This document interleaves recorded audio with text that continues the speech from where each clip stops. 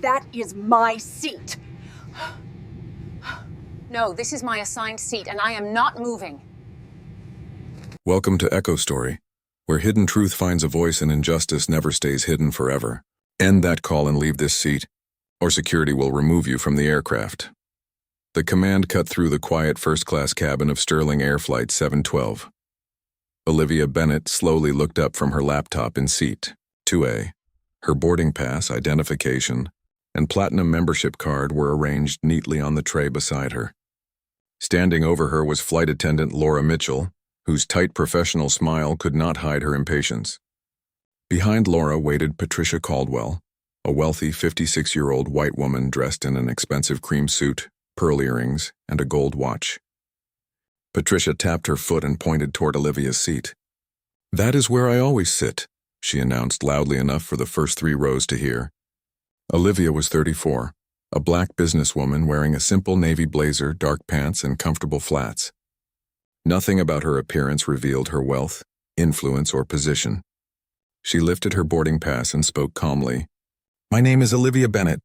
Seat 2A is printed on my ticket, and I booked it 3 weeks ago." Laura examined the pass, but instead of correcting Patricia, she asked Olivia to move to another seat as a courtesy to one of the airline's most valued passengers. Patricia gave a cold laugh. First-class arrangements can be confusing for people who do not travel this way often. Several passengers turned toward them. A young woman named Emily Carter quietly activated her phone camera. Olivia felt the familiar insult hidden inside Patricia's words, but she refused to show anger. "I paid for this seat, I followed every rule, and I will not move because another passenger prefers it." Patricia leaned closer and whispered, "People like me have important meetings to attend." Olivia looked directly at her. "So do people like me." Nobody in the cabin knew that Olivia was the founder and CEO of Bennett Logic, the technology company Sterling Air desperately needed to save its failing customer service system. They also did not know she controlled one of the airline's largest voting interests. At that moment, seat 2A was no longer only a seat. It was becoming evidence. Laura called cabin supervisor Ethan Parker, a tall 45-year-old man whose pressed uniform and controlled voice projected authority before compassion. After listening only to Laura and Patricia, he turned toward Olivia and looked first at her clothes, her bag, and her face before finally glancing at her boarding pass. "Miss Caldwell is a long-time platinum customer," he explained. "She has a strong preference for this particular seat. We can place you in another first-class seat with the same service." Olivia held up the ticket again. "Then why can Miss Caldwell not sit in the other seat?" The simple question disturbed everyone because it exposed the truth. There was no booking error and no system problem. Patricia simply wanted what belonged to someone else, and the crew had chosen the person they believed would be easier to move. Patricia's face tightened. "I have flown this route for 12 years. Everyone knows where I sit," Olivia replied. "A habit does not cancel another passenger's reservation." Ethan moved closer and lowered his voice. "I advise you not to make this difficult." Olivia's expression remained steady. "I am sitting quietly in the seat I purchased. The difficulty was created when your staff decided that her preference mattered more than my confirmed ticket." Passengers began lifting their phones. An older woman across the aisle frowned openly, while a businessman lowered his newspaper and listened. Laura apologized repeatedly to Patricia, but never once apologized to Olivia. That difference said everything. Olivia remembered her mother teaching her to stand straight and speak clearly when people expected anger, because anger would give them an excuse to ignore the facts. She therefore repeated each fact calmly. Her reservation was valid. Her identification matched. Her platinum membership was active. Seat 2A belonged to her. Ethan responded that the system was not the only factor. A woman in row 3 whispered, "What other factor could there be?" Ethan heard her, and embarrassment hardened into pride. Patricia then stepped close to Laura and secretly pressed folded cash into her hand. Laura closed her fingers around it and slipped it toward her pocket. Emily's camera captured the exchange. Olivia saw it too, but she said nothing. She wanted the complete truth to reveal itself before the people involved realized who they were mistreating. Ethan gave Olivia one final opportunity to change seats voluntarily. When she refused, he called Captain Robert Hayes from the cockpit. The captain entered the cabin, already convinced that Olivia was the problem. because Ethan had described her as an uncooperative passenger delaying departure. He did not ask who held the valid boarding pass or why Patricia wanted the seat. He stood beside Olivia and said, "Passengers are required to follow crew instructions." Olivia nodded. "I will always follow safety instructions. This is not about safety. This is a wealthy passenger's preference being presented as authority." Phones rose higher. The captain noticed the cameras and became more determined to prove that he controlled the aircraft. "Will you move so the flight can depart?" he asked. "No," Olivia answered. Her voice was calm, clear, and without apology. Patricia laughed, but the passengers no longer joined her confidence. Sympathy had shifted toward Olivia. The older woman across the aisle said, "She has shown all of you her ticket." Captain Hayes ignored her. Ethan accused Olivia of creating a disturbance even though she remained seated and had never raised her voice. When Olivia pointed that out, Ethan ordered her to lower her tone. "My tone is already low," she replied. A nervous silence followed. Laura's hand moved toward the pocket containing Patricia's cash. For a moment, guilt appeared on her face. She quietly suggested verifying the reservation one more time, but Ethan silenced her with a sharp look. Patricia leaned toward the captain and asked whether he intended to let Olivia speak to the crew that way. The captain's pride overcame his judgment. He ordered airport security to come aboard and remove the passenger and seat. Olivia looked at her phone. Messages from her executive assistant showed that the Sterling Air Board was waiting for her approval of a $50 million technology agreement. The airline was depending on her company to repair the same service culture, now being demonstrated inside the cabin. Olivia turned the phone face down. She could have revealed everything and protected herself, but she chose not to. She wanted the world to see what Sterling Air did when its employees believed a passenger had no influence. Minutes later, the aircraft door opened and two security officers stepped inside. Officer Daniel Brooks and Officer Megan Riley approached Seat 2A, while the entire cabin watched. Captain Hayes summarized the situation in 5 convenient words. Passenger refusing a crew instruction. He did not mention Olivia's valid ticket, Patricia's demand the cash pass to Laura, or the unequal treatment. Officer Brooks asked Olivia to gather her belongings and leave the aircraft. Olivia activated her phone camera. "For the record, my name is Olivia Bennett. I purchased Seat 2A 3 weeks ago. I presented my ticket, identification, and platinum membership card. I have not threatened anyone or raised my voice. I am being removed because another passenger prefers my seat." Officer Riley looked down at the boarding pass and then toward the captain. Her expression changed. The older woman across the aisle spoke loudly. "She is telling the truth. I saw everything." Emily announced that she had also recorded the exchange. Patricia snapped that the passengers did not understand the full story. The older woman replied, "I understand that you wanted her seat and the crew punished her for refusing." Olivia asked Officer Brooks whether she had committed a crime. He admitted she had not. She asked whether she was considered a safety threat. Before he could answer, the captain said she was delaying departure. Olivia looked directly at the officer. "That was not my question." The cabin fell completely silent. Officer Brooks reluctantly confirmed that she was not accused of a crime or identified as a safety threat. Ethan then claimed the removal was necessary because the crew had requested it. Olivia asked why the crew had made that request. No one could provide a truthful answer.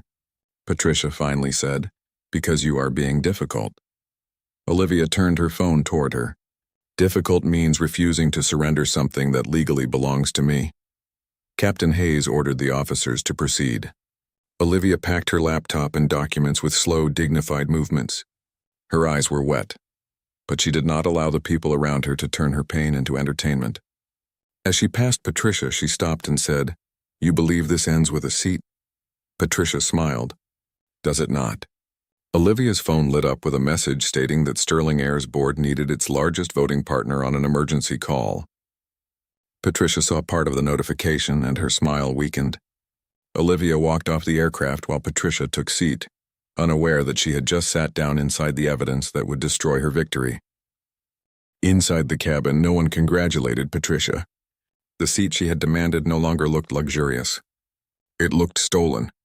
Laura offered her champagne, but her hands trembled as she poured it. Ethan assured Captain Hayes that passengers would forget once the flight was in the air. Emily knew they would not. She saved multiple copies of her recording, including the moment Patricia placed folded cash into Laura's hand, Ethan's threats, the captain's order, and Olivia's calm removal. She uploaded the video with a simple caption: "Black woman with a confirmed first-class ticket removed so a wealthy white passenger could take her seat. Cash appears to change hands." Sterling Air explained this. She tagged aviation reporters, news stations, civil rights organizations, and the airline itself. Before the aircraft had even left the runway, the video began spreading. In the terminal, Olivia sat alone beneath the cold airport lights while other travelers rushed past, unaware of what had happened. Officer Riley remained behind after her partner left. "I am sorry," she said quietly. Olivia looked at her without bitterness. Sometimes following an order is not the same as doing what is right. Riley lowered her eyes and walked away. Olivia opened her laptop and sent one message to her executive assistant, attorneys, board representatives, and corporate investigators. She ordered them to preserve all Sterling Air contract documents, shareholder records, crew communications, security reports, and witness footage. She added one instruction: do not contact Sterling Air yet. Let them show what they do next. Olivia then joined the airline's emergency board call. At 30,000 feet, Emily watched her upload past 1 million views. Thousands of people asked the same question. She had the correct ticket, so why was she removed? Laura learned that the cash exchange was clearly visible on video. Ethan told her to deny everything, but fear finally cracked her loyalty to the lie. Patricia received messages from friends and professional colleagues asking whether she was the woman in the viral footage. Then a breaking news headline appeared on her phone. Black technology CEO removed from first-class seat for wealthy passenger. Patricia stared at the word CEO. For the first time, she understood that Olivia had not lost her power when she walked off the plane. She had taken the truth with her. Sterling Air's directors appeared on Olivia's laptop screen expecting to manage a customer service complaint. Board Chair Charles Whitman began by describing what happened as a passenger disruption. Olivia stopped him. "The disruption was caused by your employees. I was seated in my confirmed first-class seat. I showed them my boarding pass, identification, and platinum membership card. I asked for policy and received pressure. I asked for fairness and received threats. I asked why I was being removed, and no one could answer."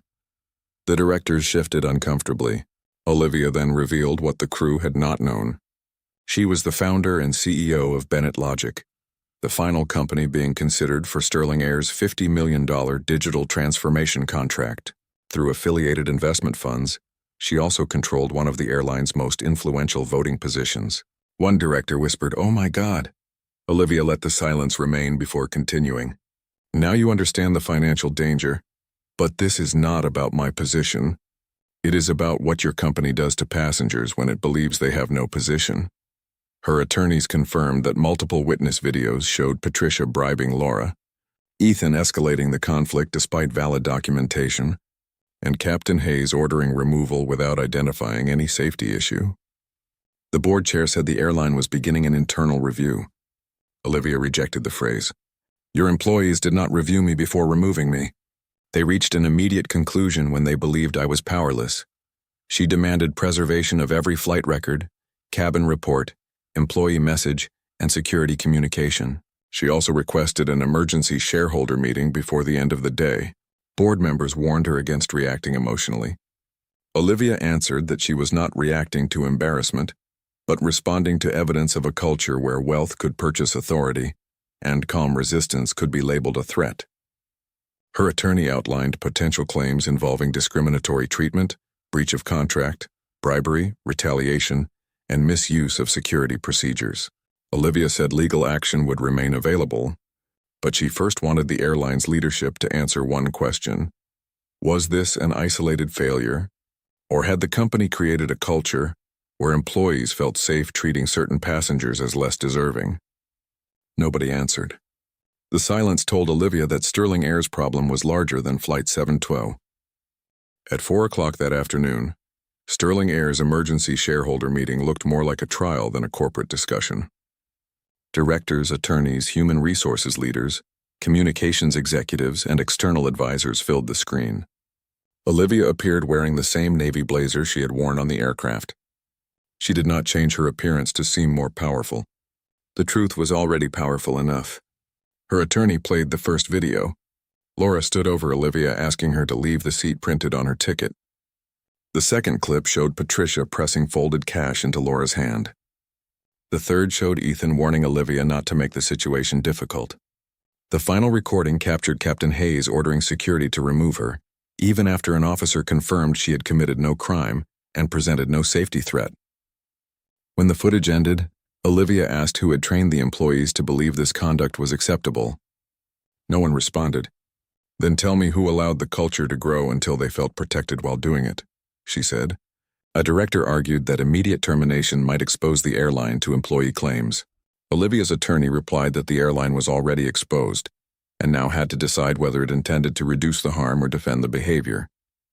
Olivia presented her demands: immediate removal of Laura, Ethan, and Captain Hayes from duty, an independent investigation, a public apology that did not hide behind the word misunderstanding, a complete review of passenger discrimination complaints, mandatory bias intervention and de-escalation training, and an ethics committee with independent oversight. She also demanded that Patricia lose her platinum privileges pending investigation and that the cash exchange be referred to the appropriate authorities.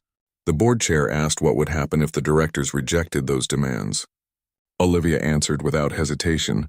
Bennett Logic would withdraw from the technology contract, her affiliated funds would review their investment, and all evidence would be provided to regulators and shareholders. After reviewing the videos and witness statements, the board voted. Laura Mitchell, Ethan Parker, and Captain Robert Hayes were terminated for accepting improper influence, escalating a false conflict, misusing authority, and removing a valid passenger without a safety basis. Patricia Caldwell's membership was permanently revoked, and the bribery evidence was referred for legal investigation. Olivia showed no satisfaction. This was not revenge. It was the first moment when the people who had acted without accountability were finally required to answer for their choices. Flight 712 was beginning its descent when the consequences reached the people on board. Captain Hayes received a message instructing him to surrender command after landing and report to corporate security. His hands trembled as he read that he was no longer authorized to operate Sterling Air flights. Ethan received his termination notice in the front galley. The confidence disappeared from his face as he realized that the authority he had used against Olivia no longer protected him. Laura read her notice and began crying silently. She admitted to Emily that Patricia had given her money and that she had accepted it because she was worried about medical bills and afraid of disappointing an important passenger. Emily told her that hardship explained fear but did not erase responsibility. Patricia's professional life also began collapsing. Her law firm placed her under immediate ethics review after seeing the recorded payment. Clients canceled meetings. Friends stopped answering her calls. She remained seated in 2A, but the space around her felt empty. What she had treated as a throne had become the place where her character was exposed. When the plane landed, corporate investigators met the crew at the aircraft door. Passengers watched Laura, Ethan, and Captain Hayes surrender their identification badges. There was no screaming and no theatrical arrest, only the quiet humiliation of people facing the truth they had tried to hide. Patricia attempted to leave through the terminal unnoticed, but reporters were waiting. They asked why she believed her travel history gave her the right to take another passenger's assigned seat. She refused to answer and covered her face. Meanwhile, Olivia held a press conference with Sterling Air's board chair. The airline publicly acknowledged that she had been removed despite holding the correct ticket and that the crew had favored another passenger due to status and improper influence. Olivia refused to allow the apology to focus only on her. She announced that every passenger complaint involving seat removal, premium access, or unequal verification from the previous 5 years would be independently reviewed. She made the company promise that no passenger would ever again have to reveal wealth, title, or influence simply to receive the dignity already owed to them. 3 days later, Sterling Air gathered pilots, flight attendants, supervisors, and managers inside its Chicago training auditorium. Olivia stood alone at the center of the stage. The audience expected anger, but she spoke with quiet control. "I could spend years trying to destroy careers," she said. "But punishment alone does not change a culture." She explained that Laura, Ethan, and Captain Hayes had each made individual choices. Yet those choices had been encouraged by an environment that treated wealthy passengers as more valuable, calm disagreement as disobedience, and authority as something that did not require explanation. She asked the employees one question: "Would you have treated me the same way if you had known who I was?" No one answered. "That silence is the problem," Olivia continued. "Respect that appears only after discovering someone's title is not respect. It is fear of consequence." Laura had been invited to speak as part of the independent review. Without her uniform, she appeared smaller and exhausted. She admitted accepting the money and allowing fear for her job to become an excuse for doing harm. Ethan acknowledged that Olivia's calm resistance had made him feel challenged, and that he had escalated the situation to protect his pride. Captain Hayes admitted that he trusted the crew's version because it fit the easiest story. The passenger was difficult, so the crew must be right. Olivia listened without humiliating them. Accountability, she explained, required truth, not cruelty. Sterling Air then introduced new procedures. Any disputed seat assignment would be verified through the booking system before a passenger could be moved. Security could not remove a passenger for a non-safety disagreement without documented review. Complaints involving discrimination or VIP influence would automatically go to an independent office. Employees would receive training on bias, ethical intervention, and challenging improper instructions. Officer Megan Riley became an advisor on conflict resolution because she had recognized the injustice even though she had initially followed the removal order. Emily received an award for preserving the evidence, and Margaret, the elderly passenger who spoke up, was honored for refusing to remain silent. The system had failed Olivia, but the witnesses proved that ordinary courage could stop a lie from becoming the official story. Several months later, Olivia returned to a Sterling Air aircraft. She had signed the technology contract only after independent investigators confirmed that the reforms were being implemented across the company. This time her boarding pass showed seat 14A in economy. The gate agent scanned it, looked her in the eye, and welcomed her aboard with the same courtesy given to every traveler. No executive escort followed her. No announcement revealed her identity. Olivia wanted to experience the airline as an ordinary passenger again, because ordinary passengers were the true test of whether anything had changed. Inside the cabin, a father struggled to store a stroller while holding his young daughter, and a flight attendant immediately offered help without irritation. An elderly black couple presented first-class tickets, and the gate staff verified them without suspicion or unnecessary questions. A nervous young passenger entered the wrong row, and instead of accusing him of causing a disturbance, an employee calmly guided him to the correct seat. These moments would never become viral videos. That was exactly why they mattered. Real change often appeared in ordinary acts of respect that nobody recorded. Olivia settled beside the window and thought about her father being questioned, while holding valid receipts and her mother's advice to stand straight and speak without giving unfair people the anger they expected. Seat 2A had never truly been about leather, space, or luxury. It represented every place where someone had been told, directly or indirectly, that they did not belong. Olivia had been able to force the airline to listen because she possessed money, influence, and evidence. But millions of people experienced similar moments without any of those protections. That was why she had refused to let the story end with firings. As the plane rose above the city, Olivia looked through the window and understood that dignity could not be upgraded, purchased, assigned by membership level, or reserved for people who appeared important. Dignity belonged to every human being before they ever entered the cabin. Real power was not taking someone else's seat. Real power was making sure no one could be pushed out of the place that rightfully belonged to them. If this story moved you, write "Respect changes everything" in the comments. Like this video and subscribe to EchoStory for more powerful stories about courage, accountability, and justice. Thank you for watching EchoStory.